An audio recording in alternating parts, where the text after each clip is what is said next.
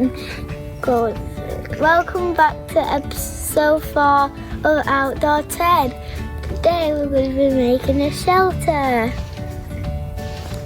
First, we need to find a tree that's shaped like a Y.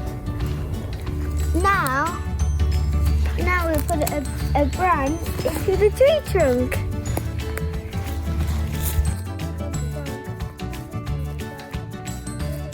Then we need to find branches on the floor so we can collect.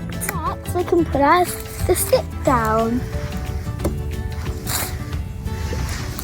Yes.